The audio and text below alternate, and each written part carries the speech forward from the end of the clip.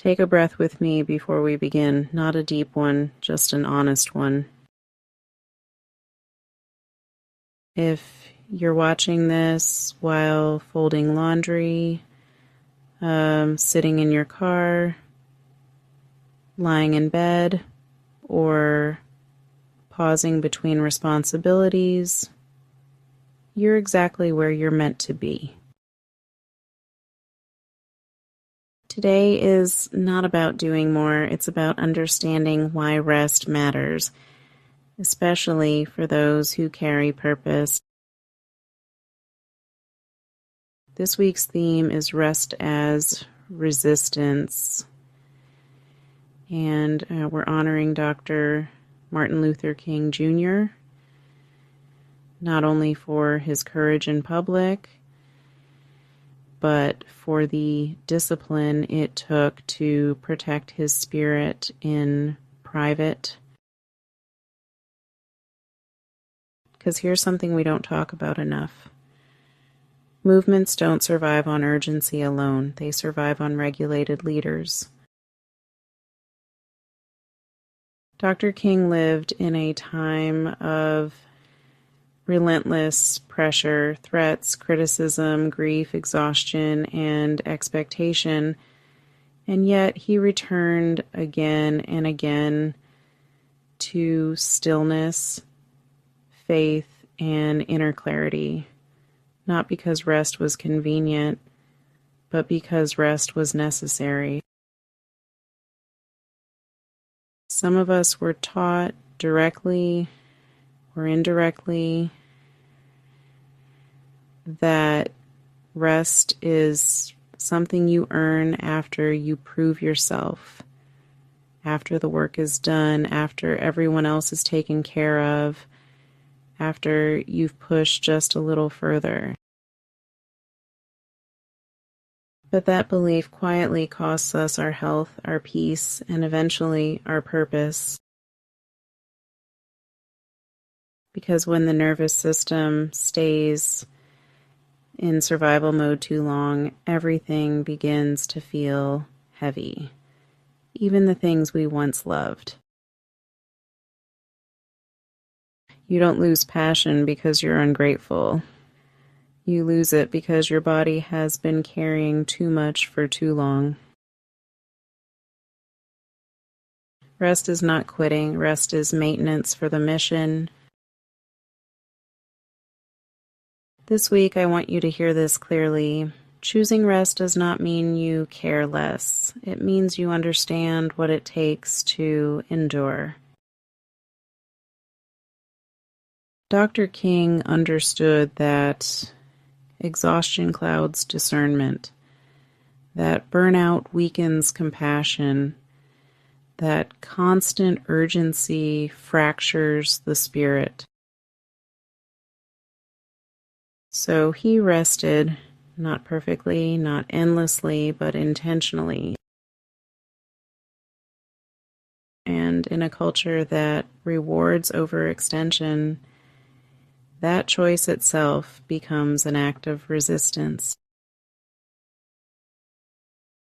Rest resists systems that profit from your depletion. Rest resists narratives that tie your worth to productivity. Rest resists the idea that you must always be proving something. When you rest, you are saying, I matter even when I am not producing. You know, my body is not a machine. And my peace is part of my leadership. That's not weakness. Honestly, that's wisdom. If your life feels loud right now, news cycles, responsibilities, expectations, deadlines, this message is not asking you to disengage from the world. It's asking you to engage differently. So, the goal is to move from regulation instead of reaction, from clarity instead of chaos, and from intention instead of pressure. Because, regulated people make better decisions, rested people communicate more clearly, and peaceful people, well, they sustain impact longer. And this is especially important for those of us who care deeply about our families, our communities, our work, and our calling. Burnout doesn't always look dramatic. Sometimes it looks like irritability or, numbness, or even doing all the right things while feeling disconnected inside. That's your nervous system asking for safety. And, safety is not created through force. It's created through gentleness, repetition, and permission. This week, instead of asking yourself, how much more can I push? Try asking, what would help me feel steady right now? Maybe that's 5 quiet minutes before you respond to anyone. Maybe it's going to bed earlier without explaining yourself. Or maybe it's, simplifying a ritual instead of skipping it entirely. Consistency doesn't come from pressure. It comes from trust. And trust is built when your body feels safe. That's how movements last. That's how leaders endure. That's how healing actually happens. Dr. King didn't just dream of justice. He practiced disciplines that kept him aligned with it. And today, honoring that legacy doesn't require perfection. It requires presence.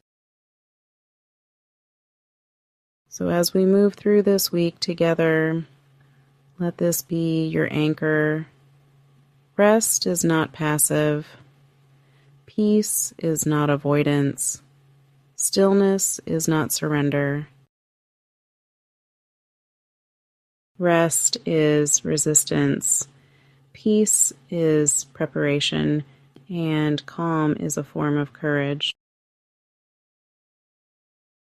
If this message resonates, stay with us this week. Each day we'll explore what it means to lead, not from burnout, but from balance, not from urgency, but from alignment, not from pressure, but from peace. You're not behind, you're not failing. You're learning how to sustain what matters, and that too is a powerful act of resistance. I'm glad you're here, and before you go, let this moment settle. You don't have to rush back into the noise. Rest is not something you earn at the end of the day. It's something you're allowed to choose right now. May this week meet you with steadiness. May your body feel safe enough to slow down. And may you remember that peace is not passive. It's preparation, it's protection, and it's part of your purpose.